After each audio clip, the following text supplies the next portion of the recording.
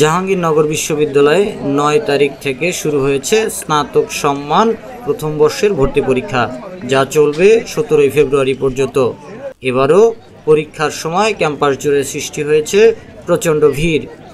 প্রতি বছর জাহাঙ্গীরনগর বিশ্ববিদ্যালয়ে ভর্তি পরীক্ষায় অংশ নিতে আসে হাজার হাজার শিক্ষার্থী। তাদের সঙ্গে থাকেন অভিভাবকরাও। ফলে পরীক্ষার দিনগুলোতে ক্যাম্পাস ও আশেপাশের এলাকায় দেখা যায় অসাধারণ এক পরিবেশ, যেখানে শিক্ষার্থীদের স্বপ্ন আর অভিভাবকদের উদ্বেগ একসঙ্গে মিশে যায়।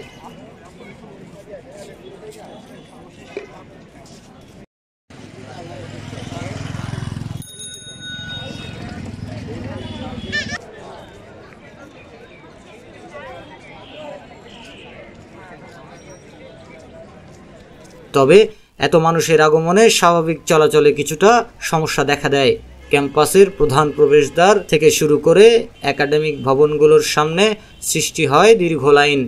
নিরাপত্তার স্বার্থে বেশ কয়েকটি চেকপোস্ট বসানো হয়, যাতে শিক্ষার্থীরা নির্বিঘ্নে হলে প্রবেশ করতে পারেন। বিশ্ববিদ্যালয় প্রশাসন ভর্তি পরীক্ষার জন্য বিশেষ নিরাপত্তা ব্যবস্থা গ্রহণ করেছে। আইন শৃঙ্খলা বাহিনীর সদস্যরা ক্যাম্পাস জুড়ে টহল দিচ্ছে, যাতে কোনো ধরনের বিশৃঙ্খলা না ঘটে। বিশেষ করে শিক্ষার্থীদের প্রবেশ ও প্রস্থানের সময় যাতে কোনো অনাকাঙ্ক্ষিত ঘটনা না ঘটে, সেজন্য কঠোর নজরদারি রাখা হয়েছে। ট্রাফিক ব্যবস্থাপনাও জোরদার করা হয়েছে, যাতে অভিভাবকরা নির্বিঘ্নে পরীক্ষার্থীকে নিয়ে আসতে ও ফেরত যেতে পারেন।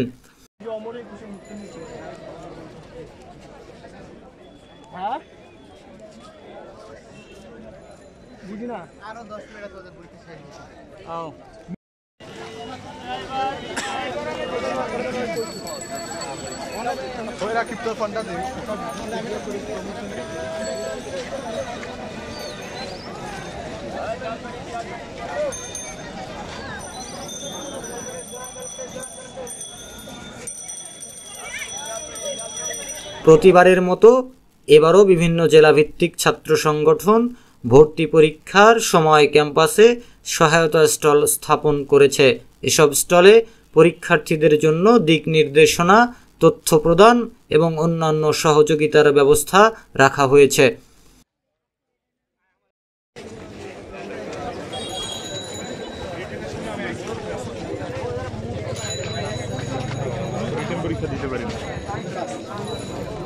নতুন আসা শিক্ষার্থীদের অনেকেই প্রথমবার ক্যাম্পাসে এসেছে, তাই তাদের জন্য মানচিত্র, পরীক্ষা কেন্দ্রের তথ্য এবং আসন বিন্যাস জানার সুবিধাও রাখা হয়েছে এই স্টলগুলোতে।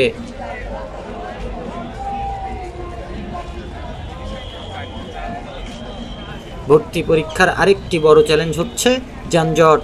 ক্যাম্পাস ও আশেপাশের এলাকায় পরীক্ষার আগে যান চলাচল নিয়ন্ত্রিত থাকলেও পরীক্ষা শেষে যানবাহনের চাপ হঠাৎ বেড়ে যায়।